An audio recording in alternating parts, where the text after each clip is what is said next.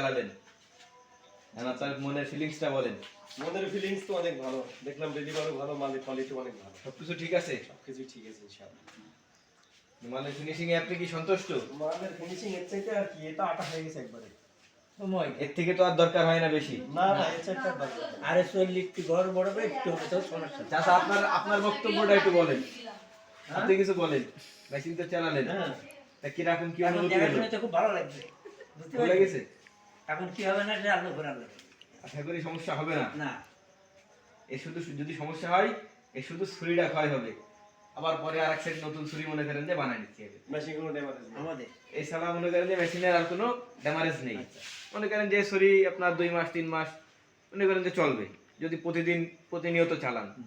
এরপরে কোনো না কোনো সময় ক্ষয় হবে। আচ্ছা, ও তো ওটা আর এই বলি তো এক ভাই সেট আগে। ছুরি 4 বার ব্যবহার করা যায়, হুম। বুঝতে পারছেন? আচ্ছা। এখন যেভাবে লাগানো আছে, যদি এই সাইড ক্ষয় হয়ে যায় তখন এর উল্টো সাইডটা মনে করেন যে ঘুরাই লাগাই দিলে হয়ে যাবে, আচ্ছা, বুঝলেন? একটা ছুরি 4 বার ব্যবহার করা যায়। ও তো আমি বুঝতে পারি যে এক পাশ ওপাশ করে আর হ্যাঁ, এই পাশ ওপাশ করে 2 বার মনে করেন 2 সাইডই করা যায়। করা যায়। আশা করি আর সমস্যা হবে না। হ্যাঁ, আর ভাই মেশিন কি আপনার মনের মতো হয়েছে নাকি হয়নি? আলহামদুলিল্লাহ, চলছে তো ভালো, এরকম চললে আর সমস্যা নেই। আর দরকার নেই।